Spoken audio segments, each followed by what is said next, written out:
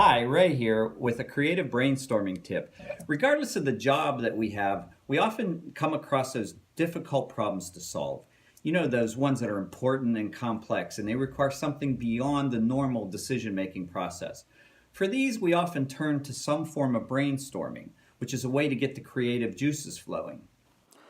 Okay, so first and foremost, when you're ready to brainstorm, you should have a well defined problem statement written down describing the problem that you're going to be addressing.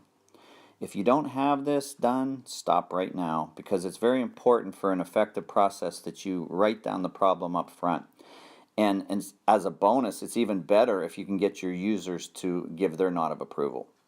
So let's say you have an excellent description of the problem to work with. Let's start the brainstorm. If you're fortunate, you have others to brainstorm with.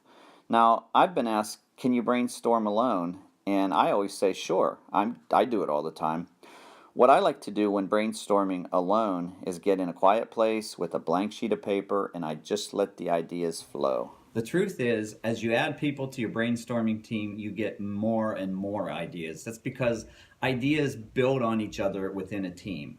So let's assume that we have a team doing this brainstorming. And let's look at the roles for brainstorming, in particular, a very important role, which is that we want to generate as many ideas as possible without review, without critique.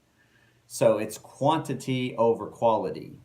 And that's because the most creative gems that you can get out of brainstorming often come from the craziest ideas. So, my tip for you today is this. Take a moment and look at the team you are putting together for the brainstorm. They are most likely people that are very much like you, who are up to their ears in the problem. Now, that's not bad, but it can lead to something referred to as groupthink, where the team members follow a similar path for generating ideas.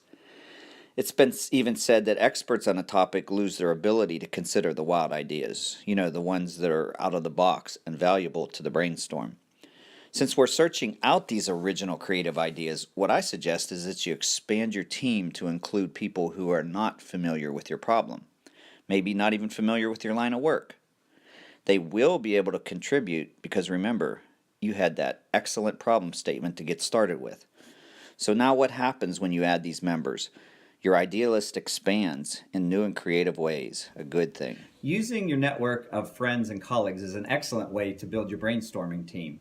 I have friends that I call on for input on my business problems, and in return, I will help and give them ideas on their problems. One time, I even asked my teenage daughter for input on a problem. Who'd have thought? But if you do this, let me tell you, you could come up with some of the most creative, valuable ideas coming from places that you would have never gone. Take care.